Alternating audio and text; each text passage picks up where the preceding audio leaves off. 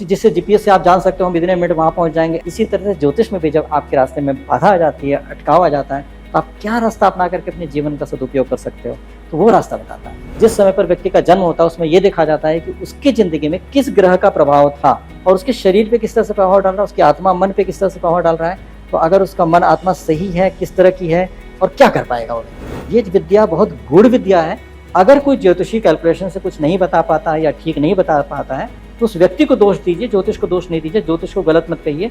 किसी ज्ञानी व्यक्ति से अगर बात करेंगे तो आपको वाकई ज्योतिष का फायदा मिलेगा और आपको वाकई आनंद आएगा जीवन में। ये बताएं, बहुत बड़ा भ्रम चल रहा है, मांगलिक दोष है ये कर दो, बहुत बड़ी गलती हो जाएगी। हो सकता है कि जो मांगलिक बंदा उसका पहला विवाह बहुत उत्तम होना था, अच्छा होना था, बस मांगलिक दोष की वजह से उसको विवाह मिलने में विलंब आ रहा था। परमात्मा चाह रहे से तड़प जाए, मतलब बहुत बुरी तरह से तड़प जाए, उसको एकदम वैल्यू समझ में आ जाए वाइफ की, तब उसको वाइफ मिले। ये परमात्मा करके उसको डिले करा रहे थे मांगलिक की वजह से, और पत्नी लेकिन अच्छी मिलेगी। नमस्कार दोस्तों, आप सभी देख रहे हैं क्लिक इंडिया। भारत ज्योतिष शास्त्र की जन्मस्थली है। भारत के ज्योतिष विश्व भर में प्रसिद्ध है। ज्योतिष शास्त्र साधु संतों की मेहनत, अनुभव की ही देन है।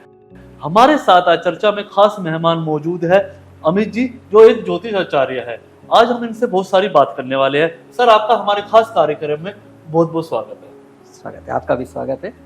कितने अच्छे मुद्दे को लेकर आप उपस्थित हुए हैं। जय सर। सर, मैं आपसे जानना चाहूंगा कि आपकी इस लाइन में कैसे एंट्री हुई, अपने बारे में कुछ बताइए कि आपने कौन कौन सी डिग्री हासिल की है, स्पिरिचुअलिटी में आप कैसे, आपका इतना इंटरेस्ट बढ़ा। देखिए, बहुत ही इंटरेस्टिंग है ये बात।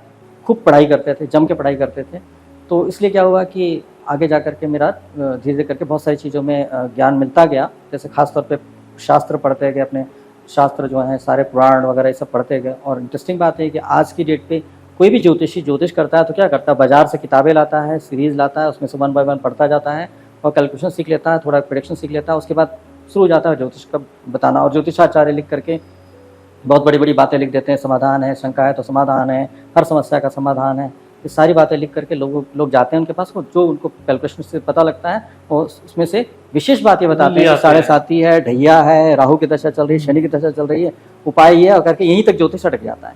लेकिन ज्योतिष है बहुत इंटरेस्टिंग। ज्योतिष में क्या है, ज्योतिष का मतलब क्या है, ईश्वर की ज्योति। ईश्वर की ज्योति क्यों आपको जरूरत है, क्योंकि आपके जीवन में जब अंधकार हो जाता है, आपको पता नहीं चलता कल क्या होने वाला है, पता नहीं क्या होगा, और आपको समझ में नहीं आता क्या डिसीजन लें। जैसे एग्जाम्पल के मान लीजिए आप नए शहर में अचानक आप कोई पहुंचा जाए और छोड़ के भाग जाए, ऐसी स्थिति हो जाए तो आप तो बहुत ही परेशान हो जाओगे, हम कहाँ जाएं, कहाँ रहें, कहाँ खाएं, क्या करें, बिल्कुल समझ नहीं आएगा। तो ऐसी स्थिति में आप क्या करोगे। आज की डेट पे क्या करता है हर व्यक्ति, फटाफट मोबाइल निकालता है, जीपीएस ऑन करता है, इंटरनेट ऑन करता है और देख लिया नेविगेट करने का, हम घर जाएंगे तो कितना दूर पड़ेगा, पास में कोई होटल है कि नहीं, पास में कोई ढाबा है कि नहीं, हर चीज़ मिल जाता है जीपीएस में। तो ज्योतिष वैसा ही है। ये बताइए कि एक मनुष्य की लाइफ के अंदर डेट ऑफ बर्थ का कितना महत्व है। डेट ऑफ बर्थ का बहुत ज़्यादा महत्व है। जिस समय पर व्यक्ति का जन्म होता है उसमें यह देखा जाता है कि उसकी ज़िंदगी में किस ग्रह का प्रभाव था। ग्रह क्या थे, पूरे ब्रह्मांड में जो ग्रह थे उनका अलाइनमेंट किस तरह से था और उसके शरीर पे किस तरह से प्रभाव डाल रहा है, उसकी आत्मा मन पे किस तरह से प्रभाव डाल रहा है। तो अगर उसका मन आत्मा सही है, किस तरह की है और क्या कर पाएगा वो व्यक्ति। जैसे एग्जाम्पल कि आप पकौड़े तलते हो, पकौड़े तलते समय बहुत गर्मी में जल्दी से जल्दी तलते हो तो उस पर जल जाए, तो जल जाए तो वो बिकेगा नहीं जल्दी। एक पकौड़ा बहुत क्रिस्पिया बनाते हो तो बिक जाएगा, पकौड़े ही बना रहे हो ना, तो उसमें कितना टाइमिंग हुआ, क्या टेम्परेचर, ये एक सिंपल से पकौड़े का फ्यूचर है, किस समय पर किस स्थिति में जन्म हुआ है। तो इसी तरह से बहुत आसानी से समझने के लिए मैंने एक एग्जाम्पल दिया है। तो आप सोचो एक व्यक्ति का जन्म हुआ है तो उसमें क्या परिस्थितियां ग्रहों की थी, वो क्या प्रभाव उसके शरीर में आत्मा में डाल रही है और उसकी वजह से वो आगे कैसे जी पाएगा, और उसमें क्या क्या प्लैनेट का उसमें प्रभाव कब कब कैसा चलेगा, जिसकी वजह से हम देख सकते हैं कि उसकी हालात क्या रहेंगे, अच्छे रहेंगे, बुरे रहेंगे, और वो कर पाएगा नहीं कर पाएगा, ऑब्स्टिकल्स क्या क्या आएंगे। इस तरह से ज्योतिष, तो ज्योतिष को यहाँ पर बहुत आसानी से अगर हम कहें कि जीपीएस मान लो, परमात्मा का जीपीएस है जो आपको मिल गया है, तो कोई डिफरेंस नहीं है, ठीक है। ज्योतिष जिससे जीपीएस से आप जान सकते हो हम इतने मिनट वहाँ पहुँच जाएंगे, अरे वहाँ तो जाम हो रखा है तो जीपीएस बताता है लेफ्ट मुड़ कर राइट मुड़ कर गाँव के थ्रू निकल जाओ, हाईवे पे दंगा हो रखा है, या किसान वाला जो बंद हो रखा था वो क्या था, सड़क नहीं बताता था रास्ता, तो गाँव से निकाल के जीपीएस ले जाता, लेकिन पहुँचा देता था। इसी तरह से ज्योतिष में भी जब आपके रास्ते में बाधा आ जाती है, अटकाव आ जाता है, तो आप क्या रास्ता अपना करके अपने जीवन का सदुपयोग कर सकते हो, तो वो रास्ता बताता है। सर, सनातन में देखा जाए तो इतनी पुरानी पद्धति है कि आज भी ग्रहों की चाल देख कर पहले पता लग जाता है जी। तो सर, आपको क्या लगता है कि इसको बचाना और इसको बरकरार रखना कितना जरूरी है।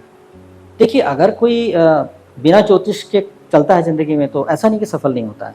बहुत लोग नहीं मानते हैं ज्योतिष, वेस्टर्न कहीं ज्योतिष मानते तो है नहीं, बहुत ज़्यादा तो लोग नहीं मानते हैं। इंडिया को कंपेयर करें तो हाँ, वेस्टर्न में कंपेयर करें अगर, तो वेस्टर्न एस्ट्रोलॉजी भी है, उन लोगों ने भी एस्ट्रोलॉजी दे करके शुरू किया है, लेकिन एस्ट्रोलॉजी बहुत पुअर है। देखो, किसी को बुराई नहीं करनी चाहिए, लेकिन ज्ञान की बात हो रही है, नॉलेज की तो लेवल जज करने की बात हो रही है, तो यहाँ होता है कि वेस्टर्न एस्ट्रोलॉजी काफ़ी पुअर है इंडियन एस्ट्रोलॉजी की तुलना में। कैसे है, आप खुद ही देख लो ना, कि धरती को गोल बताने के लिए किसने गोल बताया था? पूरे धरती पे, पूरे पृथ्वी पर सिर्फ भारत ही ऐसा था जहाँ पर वेद में या पुराणों में, शास्त्रों में पृथ्वी गोल है ये बताया गया था। अब इसका एग्जाम्पल देते हैं कि भूगोल, सच्चाई हकीकत में तो पृथ्वी पर भारत में पता था और सनातन में पता था बहुत अच्छे तरीके से, और उसका सदुपयोग उन्होंने किया। तब भी ज्योतिष में कैलकुलेशन था, सूर्य कितना दूर है, चंद्रमा कितना दूर है, कितनी देर में, कितनी डिग्री में, कैसे घूमते हैं, क्या होता है, एक एक कैलकुलेशन बहुत जमाने से, क्योंकि वेद का पार्ट ही ज्योतिष है, और वेद पता है कितना प्राचीन है। तो इसीलिए ये विद्या बहुत गूढ़ विद्या है। अगर कोई ज्योतिषी कैलकुलेशन से कुछ नहीं बता पाता है या ठीक नहीं बता पाता है, तो इसमें ज्योतिष की गलती नहीं है, उस व्यक्ति की गलती है कि उसके पास ज्ञान की कमी है। तो उस व्यक्ति को दोष दीजिए, ज्योतिष को दोष नहीं दीजिए, ज्योतिष को गलत मत कहिए। किसी ज्ञानी व्यक्ति से अगर बात करेंगे तो आपको वाकई ज्योतिष का फायदा मिलेगा, और आपको वाकई आनंद आएगा जीवन में, कि पता चला बहुत बड़ी समस्या में उलझे थे और पता चला ठीक हो गया। और सर, जैसे 21वीं सदी है, तो आज भी लोग शादी से पहले कुंडली मिलाते हैं, तो सर आपको क्या लगता है कि इसमें 21वीं सदी में इसमें कितना विश्वास करना चाहिए इस पर? देखिए, कुछ लोग ऐसे जो नहीं भी कुंडली मिलाना तो कोई अच्छी बुरी बात से कोई मतलब नहीं है इसका। सीधी सी बात है, अगर किसी व्यक्ति के साथ जीवन बिताना है, जिसकी शादी होती है 25 साल का होगा, 20 साल का होगा, 30 साल का होगा, इसी बीच में शादी से 20 से 30 के साथ में शादी होती है नॉर्मली। अब एक बात बताइए कि आगे का 60, 70, 80, 90 साल जो भी जिएगा व्यक्ति, वो एक व्यक्ति के साथ जीना है जिसको कभी नहीं मिला, कभी नहीं जानता है, लेकिन जाना व्यक्ति है। पहले तो फिर भी था कि गांव में, रिश्तेदारों में, देहात में जहाँ शादी होती थी वहाँ आस-पास से पता लग जाता था, उनकी लड़की ऐसी है, उनका लड़का ऐसा है, पूरी जानकारी आप तहकीकात कर लेते थे। आज की डेट में तो हर बंदा अलग अलग रहा है। माँ बाप को ये नहीं पता होता उनका बेटा दारू पीता है शहर में आकर के, या क्लब जाता है, या किस तरह के आचरण है, उसकी गर्लफ्रेंड है, क्योंकि बिल्कुल सेपरेट रह रहे हैं, तो उसकी इंक्वायरी करने पर भी ज़्यादा पता नहीं लग पाती, बहुत मुश्किल है पता लगा पाना। ऐसी स्थिति में ज्योतिष का और महत्व हो जाता है। क्या होता है ज्योतिष में, क्या होता है कि किसी की जन्मपत्री देख करके उसके बारे में जाना जा सकता है, उसका मानसिक स्तर किस तरीके का है, उसकी बुद्धि किस स्तर की है, विद्वान है कि नहीं है, या उसके अंदर कुछ कन्फ्यूजन्स हैं या भ्रम है, या उसका ज्ञान है कि नहीं, सोचने की क्षमता है कि नहीं, उसका हृदय कैसा है, उसके अंदर क्रूरता है क्या, उसके अंदर प्रेम है कि नहीं है, और उसके साथ या उसके भविष्य में अपने पत्नी के साथ कैसा व्यवहार करेगा या पति के साथ कैसा व्यवहार करेगी, उसका भाग्य कैसा है, उसने पुण्य कमाया है कि नहीं पिछले जन्म में, इस जन्म में उसको ऑप्शंस मिलेंगे कि नहीं आगे बढ़ने के लिए, कमाने का ऑप्शंस मिलेगा कि नहीं मिलेगा, उसके बाद दुर्घटनाएं क्या हो सकती हैं। अगर मान लीजिए किसी व्यक्ति से शादी होगी, सब कुछ बहुत अच्छा है, और व्यक्ति मर जाएगा 1 साल 2 साल के बाद, तो लड़की तो किसी की बेटी विधवा हो जाएगी, या किसी के पति, जो पति है उसकी पत्नी की मृत्यु हो जाएगी, तो बेचारा अकेला हो जाएगा, तो शादी करने से तो बहुत नुकसान हो जाएगा। तो इसीलिए क्या है कि इन बातों का अगर पहले से पता लग जाए तो फिर क्या होगा, आसानी से शादी हो जाएगी। अगर कोई क्रोधी लड़की है और क्रोधी लड़का है तो ठीक है, चल जाएंगे, लड़कर के आपस में निपटा लेंगे। लेकिन अगर कोई बहुत सीधा लड़का है, उसकी पत्नी बहुत क्रोधी वाली है, तो लड़का तो बेचारा टॉर्चर हो जाएगा पूरी ज़िंदगी। तो इसलिए अगर दोनों का मानसिक, शारीरिक और सब कुछ बौद्धिक स्तर, इन सब चीज़ों को देखा जा सके तो बुराई क्या है। उसके बाद भी होता है कि जो विवाह होता है, विवाह का उद्देश्य क्या होता है, जीवन में एक दूसरे को साथ दें, जीवन पर्यंत दुख में सुख में हर समय साथ रहें। कभी आप जो बहुत खुश होते हैं, जब आपको अवार्ड मिलता है, बहुत सम्मानित होते हैं, तब आपको लगता है कि मेरा कोई अपना हो जो खुश हो। तो उस समय पर आपका अपना कौन होगा, तो आपके जीवन साथी होता है जो आपके साथ होता है। जब आपकी ज़िंदगी में बहुत तकलीफ होती है, आप बीमार होते, परेशान होते, दुर्घटना होती, सबसे पहले अपने की याद आती है, मेरा अपना कोई और व्यक्ति अपना कोई साथ देता, तो ऐसे में जीवन साथी की सख्त जरूरत होती है। इसके साथ साथ क्या है कि आपको संतान उत्पत्ति करने का भी आपका धर्म बनता है कि पृथ्वी पर संतान उत्पत्ति करें, क्योंकि अगर हर व्यक्ति संतान उत्पत्ति न करे तो धीरे धीरे हर व्यक्ति मरता जाएगा और पृथ्वी पे इंसान खत्म हो जाएंगे। तो इसलिए संतान उत्पत्ति करें, और संतान उत्पत्ति के लिए भी क्या योग्य है नहीं, कई बार शादी होने के बाद बच्चे ही नहीं पैदा होते क्योंकि उनका मैचिंग उस तरीके का नहीं था जिससे संतान उत्पत्ति हो सकती। ये सब बातें भी पता लग जाती है ज्योतिष में। तो इन सब गूढ़ बातों को पता जान करके उसके बाद तालमेल देखा जाता है, और उसके बाद जब सब ठीक होता है तो फिर मैरिज के लिए आप फर्दर इंक्वायरी भी कर सकते हैं प्रैक्टिकली, और शादी मैं करके। सवाल ऐड करना चाहूँगा जी, कि आप प्रेजेंट के अंदर किसी की कुंडली देखकर हाँ। उसके जो भविष्य होगा या वर्तमान होगा उसको बदल सकते हैं। देखिए, मुझे एक बात बताइए कि कुछ ऐसे कर्म होते हैं जिस कर्म को नहीं बदला जा सकता है, ठीक है। कुछ ऐसे कर्म होते हैं जिसको बदला जा सकता है, कुछ ऐसे कर्म है जिसमें थोड़े मोड़े बदले जा सकते हैं, ठीक है। एग्जाम्पल, कुछ कर्म का फल ही मिलता है आपके जीते जी नहीं मिलता है।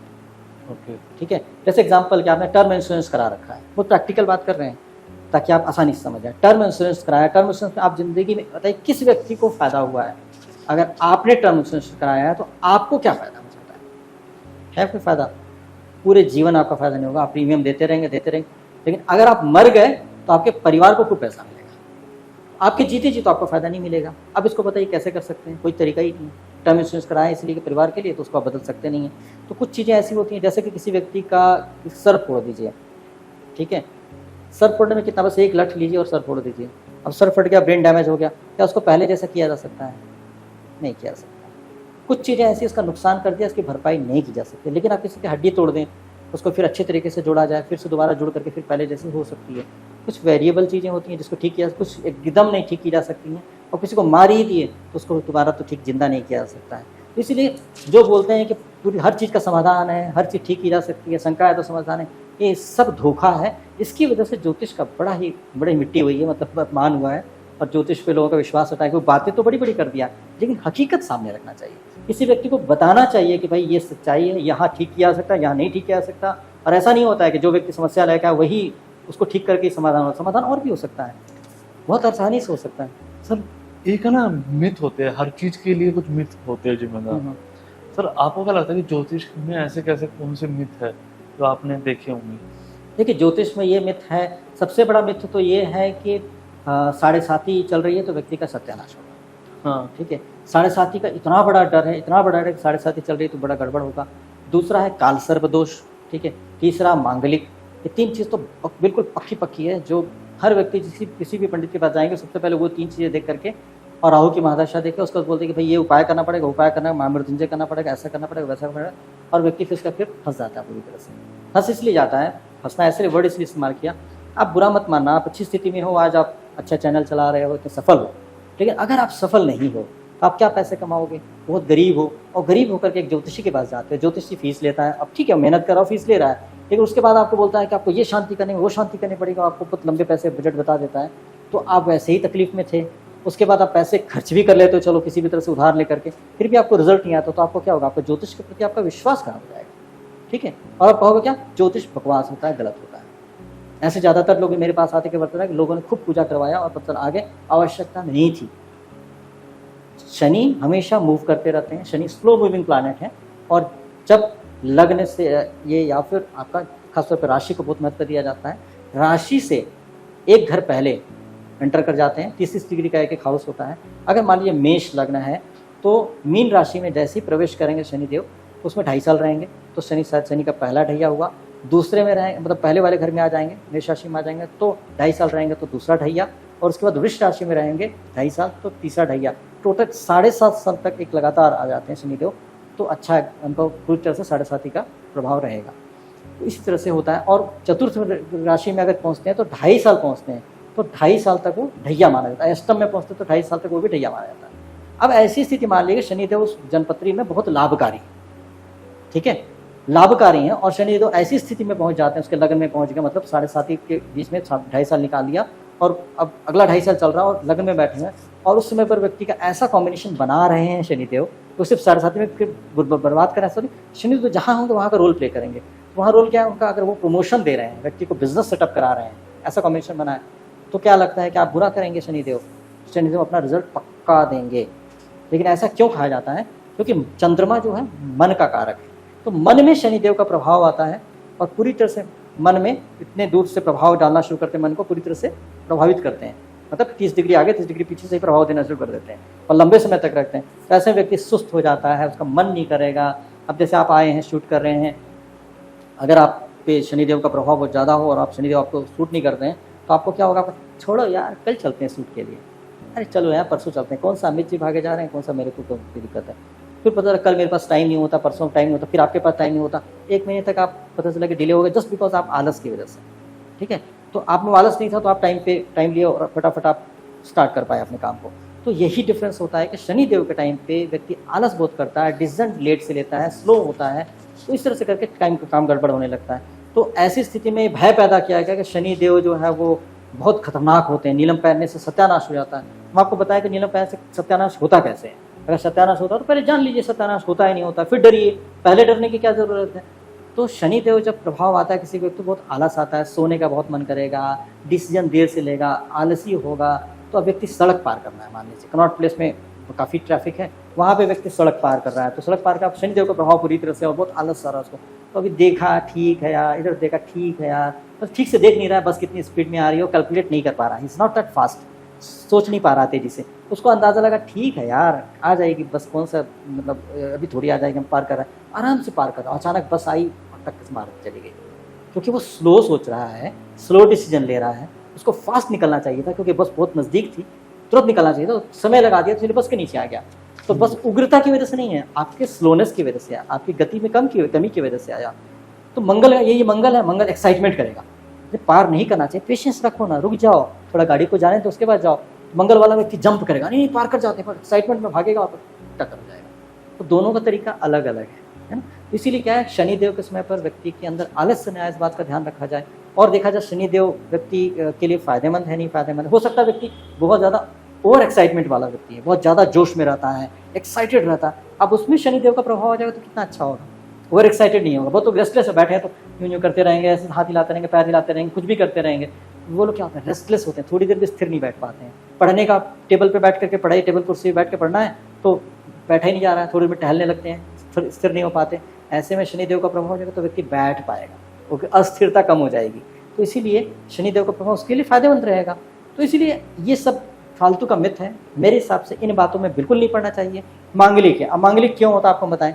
मांगलिक ऐसे होता है, पिछले जन्म में यदि व्यक्ति अपने जीवन साथी के साथ दुर्व्यवहार किया तो इस जन्म में उस व्यक्ति को पति मिलने में दिक्कत आती है। जैसे कि मांगलिक के बारे में कहा जाता है कि 27 के बाद मांगलिक खत्म हो जाता है, एक पॉइंट ये कहा जाता है। दूसरा ये कहा जाता है कि अगर किसी महिला की शादी है तो उसकी केले के पेट से शायद शादी उनसे एक होता है, शादी करा दी जाती है। केले से नहीं होता, हाँ केले से होता है, नहीं केले के नहीं होता है, कलश विवाह किया जाता है और बहुत सारे वृक्ष से किया जाता है, थोड़े वृक्ष से शादी हो जाती है। 2 पॉइंट। और तीसरा पॉइंट होता है 27 के बाद, दूसरा पहला पॉइंट 27 के बाद खत्म हो जाती है, दूसरा कि किसी वृक्ष से शादी करा दी जाती है, और तीसरा पॉइंट में काफी सारे ये बताया जाता है कि उपाय करवाए जाते हैं कि आप ये कर लीजिए। तो क्या इन चीजों का इसमें ये मिथ में आएंगे, सच्चाई में आएगा? देखिए क्या है कि इसमें एक्चुअली शास्त्र तो अपने हिसाब से मदद करने की कोशिश किया है। सबसे पहला तरीका तो ये, जैसे मैंने बताया, उस व्यक्ति की कमी बताओ। अगर व्यक्ति इगोइस्टिक है, व्यक्ति सुधरने वाला नहीं है, तो उसका तो कितना उपाय करा लो कुछ नहीं होने वाला है।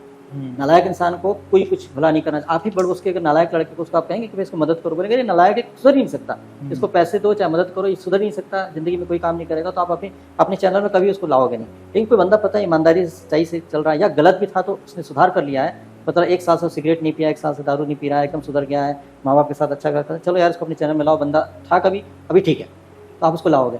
इसलिए व्यक्ति सुधार करता है तो पहला तो उसका जीवन सुधरना शुरू हो जाता है। दूसरा होता है कि अब कुछ उपाय भी किया जाए, व्यक्ति को मदद किया, बंदा सुधरना चाहता है, नहीं छूट नहीं पाए, दारू छूट नहीं पा रही है, क्या करते हो आप? ले जाते हो उसको कहीं पर जाकर सुधारने के लिए, सुधार गृह में ले जाकर सुधारते हो, या फिर उसको डॉक्टर से ट्रीटमेंट कराओ, एडिक्शन खत्म करो, डी एडिक्शन सेंटर ले जाते हो।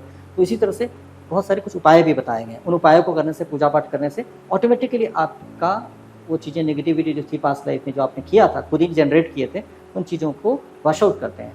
ठीक है, तो इस तरह से करके परिवर्तन आना शुरू होता है। जो आपने कहा कि विवाह किया जाता है, किसी वृक्ष से विवाह किया जाता है, या फिर छाग विवाह भी करते हैं, छाग मतलब बकरे से भी विवाह किया जाता है, या फिर आपका कलश विवाह भी होता है, विष्णु प्रतिमा से विवाह, बहुत सारी मांगलिक की मांगलिक से ही शादी करवानी चाहिए होता है। तो इसमें क्या होता है, विवाह का मांगलिक से मतलब नहीं होता है, ये पता है, बहुत बड़ा भ्रम चल रहा है। मांगलिक दोष है, ये कर दो, बहुत बड़ी गलती हो जाएगी। हो सकता है कि जो मांगलिक बंदा, उसका पहला विवाह बहुत उत्तम होना था, अच्छा होना था, बस मांगलिक दोष की वजह से उसको विवाह मिलने में विलंब आ रहा था। परमात्मा चाह रहे से तड़प जाए, मतलब बहुत बुरी तरह से तड़प जाए, उसको एकदम वैल्यू समझ में आ जाए वाइफ की, तब उसको वाइफ मिले, ये परमात्मा करके उसको डिले करा रहा है मांगलिक की वजह से। और पत्नी लेकिन अच्छी मिलेगी, तो पत्नी अच्छी मिलने वाली है और बंदा सही नहीं है, मैच कैसे होगा? तो बंदे को सही करने के लिए सबक दे रहे थे, कुछ समय बिता रहे थे उसका लंबा, ताकि उसको सबक मिल जाए और सुधर जाए, सुधरते ही उसको अच्छी पत्नी मिल जाती, ये जो था। अब दूसरी पत्नी प्राप्त करने का कैलकुलेशन था कि वो खराब मिलेगी। अब पंडित जी ने क्या किया, पंडित जी उसका विवाह करा दिया, ठीक है, किसी वृक्ष के साथ, चाहे किसी भी तरीके से, जो आर्टिफिशियल विवाह। तो पहला विवाह तो उससे करा दिया वृक्ष से, अब दूसरा विवाह, बड़ी खतरनाक पत्नी मिलेगी, गड़बड़ होगा, योग खराब था, उसका जीवन तो बर्बाद हो गया। तो इसीलिए ऐसा नहीं, 2 बातें होती इसमें कि क्या मांगलिक योग है, मांगलिक योग है तो उस मांगलिक योग का जिस वजह से उसको कैसे दूर किया जाए, दूसरा होता है कि ये क्या प्रथम विवाह में दिक्कत है, ऐसा भी हो सकता है कि प्रथम विवाह में व्यक्ति की मृत्यु हो जाएगी, लड़की का शादी कर रहे हैं, पति की मृत्यु हो जाएगा एक्सीडेंट में, या मर जाएगा बीमारी से किसी वजह से, तो पहला विवाह करके उसके जब पति मर जाएगा तो विधवा हो जाएगी। तो ऐसा कोई कौन चाहता है कि आपकी बहन की ऐसी शादी हो या आपकी बेटी की ऐसी शादी हो। तो ऐसे में क्या करते हैं, ऐसे में कलश विवाह करा करके उस व्यक्ति कलश को फोड़ दिया, कलश एक तरह से पति था तो मृत्यु हो गई, तो वो विधवा हो जाती है। उसके बाद व्यक्ति से फिर दूसरी शादी देखी जाती है कि दूसरी शादी ठीक है तो दूसरी शादी, जो अब शादी होगी दूसरी होगी, पहले तो कलश के साथ हो गई। तो इस तरह से करके उसको पार किया जाता है, मतलब उसको हो जाने दिया। नेचर के खिलाफ जाना उचित नहीं है, क्योंकि नेचर बहुत पावरफुल है। तो नेचर कहता है कि ऐसा हम करना चाहते हैं, आप बोलोगे नहीं करो तो आप लड़ते रह जाओगे, नेचर हमेशा जीतेगा। तो बेहतर ये है कि नेचर को बोलो ठीक है करना चाहते हो, ठीक है मैं तैयार हूँ, लेकिन क्या करो, आप पति को रियल ह्यूमन को रखने के बजाय आप कलश रख दो। और कलश को प्राण प्रतिष्ठा किया जाता है, उसमें नव वगैरह डाले जाते हैं, सप्तमत्रिका डाली जाती है, बहुत सारी चीज़ें औषधियाँ, उसके बाद उसको प्राण प्रतिष्ठा की जाती है, उसमें रूप दिया जाता है उसको, और उसमें एनर्जी डाली जाती है, उसको पति माना जाता है। उसके बाद उसके साथ फेरे वेरे करके सब कुछ विवाह की तरह होता है, और बाद में उसको लेकर के लड़की या लड़का अपने साथ कमरे में रखते हैं, रहते भी हैं साथ में, उसके बाद उसको तोड़ा जाता है। तो क्या राहु केतु नोड्स हैं, जब सूर्य पृथ्वी जो है सूर्य के चारों तरफ घूमती है और चंद्रमा जो है पृथ्वी के चारों तरफ घूमता है, ऐसे गोल गोल घूमता है, तो गोल गोल घूमते हैं स्पाइरल की तरफ बनता जाता है। तो एक टाइम आता है जब इसका जो पाथ है, सूर्य और पृथ्वी का जो लाइन बन रही है, जो ग्रेविटेशनल फोर्स की लाइन बन रही है, और दूसरी पृथ्वी और चंद्रमा की बन रही है, तो दोनों आपस में एकदम बिल्कुल सामने आ जाते हैं। तो उस समय पर जो नोड बनता है, जो कट होता है, वो जो पाथ होता है, पाथ का जो कट होता है, वो जो चढ़ते समय चंद्रमा जब चढ़ रहे हैं ऊपर की तरफ वो राहु होता है, और दूसरे जो उतर रहे हैं तो केतु होता है। दो एनर्जी बॉडी है, वो पावरफुल एनर्जी है, जो विजिबल तो नहीं है लेकिन बहुत पावरफुल है। तो अगर साइंटिफिकली कैलकुलेट किएगा तो एस्ट्रोनॉमर्स बता सकते हैं कि हाँ ये पॉइंट्स हैं। अब ये पॉइंट क्या होता है, इस पॉइंट में क्या फायदा होता है, नुकसान आपको समझाएंगे तो आपको समझ में आ जाएगा। आपको लग रहा होगा हवा में बातें हो रही है, बात तो हवा में हो ही रही है, हवा की बात हो रही है, दिख तो कुछ नहीं रहा है, लेकिन इसका रिजल्ट क्या आता है, ये इस तरह से रिजल्ट आता है, जो ग्रेविटेशनल फोर्स दोनों का यहाँ पर मिल रहा है, जो नोट्स बहुत पावरफुल है, वहाँ ऐसी ऊर्जा उत्पन्न होती है जो ऊर्जा आगे ऊर्जा बढ़ने नहीं देती है। आगे ऊर्जा जब बढ़ नहीं पाती है तो उससे क्या होता है कि मान लीजिए किसी व्यक्ति के ऊपर प्रभाव पड़ना था, बहुत अच्छे शुभ ग्रहों का प्रभाव पड़ना था, बृहस्पति बहुत उसके लिए शुभ थे, और धरती पे व्यक्ति रहता है, बृहस्पति की ऊर्जा उस व्यक्ति पे आ रही थी और व्यक्ति का बहुत अच्छा होना था, सामने वो नोड आ गया। कि आपने चूंकि मुझसे कालसर्प योग के बारे में बात किया है, और राहु केतु के हिसाब से ही कालसर्प योग बनता है। तो कालसर्प योग कैसे बनता है, ऐसे बनता है कि राहु केतु हमेशा 180 डिग्री, पता है कि नोड होते हैं दोनों, हमेशा नोड एक दूसरे से 180 डिग्री पे एक्सिस पे होंगे। तो 180 डिग्री पे होंगे तो जब सारे ग्रह एक साइड आ जाते हैं, राहु केतु के बीच में सारे ग्रह आ जाते हैं, तो कालसर्प योग बनता है। अब उससे होता क्या, क्यों कालसर्प योग बनता है, काल सर्प योग मतलब फंस जाता है व्यक्ति टाइम लाइन में। ठीक है, अब कैसे फंस जाता है, मान लो आप ऐसे फंस गए कि आप जिंदगी का सदुपयोग ही नहीं कर पा रहे हो, ठीक है, या आप ऐसे फंस गए कि आप जॉब ही नहीं कर पा रहे हो, या ऐसे फंस गए कि आपको पढ़ाई नहीं हो पा रही है, मतलब कुछ ना कुछ चीजें फंस गया कि टाइम आपका खिंचता जा रहा है और टाइम बर्बाद, टाइम वेस्ट हो रहा है उस व्यक्ति का, और जो करना चाहिए नहीं हो पा रहा है, जो काम 5 साल में होना चाहिए तो 20 साल में भी नहीं हो पा रहा है। तो इस तरह से करके दिक्कतें आ जाती हैं।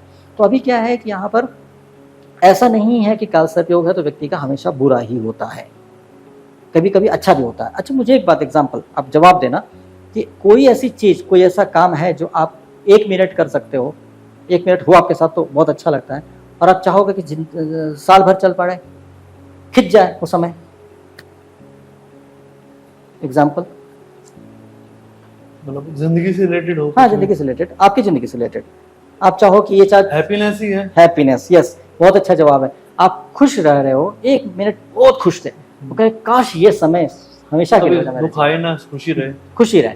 तो क्या होगा कि आप 1 मिनट का काम साल भर खींचा जा सकता है। ये टाइम की वैल्यू बता रहे हैं आपको, ठीक है। अगर वो साल भर जाओ तो आप आनंद में आ जाओगे, चीज वही है हैप्पीनेस, लेकिन हैप्पीनेस लंबी खींच जाए। और कोई चीज ऐसी जो कम समय के लिए हो जाए, जैसे कि एग्जांपल हड्डी टूट गई किसी व्यक्ति, डॉक्टर ने बोला 6 महीने का बेड रेस्ट है, अभी 6 महीने का काम 1 मिनट हो जाए, तो अगर 1 मिनट में आपकी हड्डी जुड़ जाए आपको मजा नहीं आ जाएगा। 6 महीने तक समय बर्बाद करना तो 1 मिनट में हो जाए।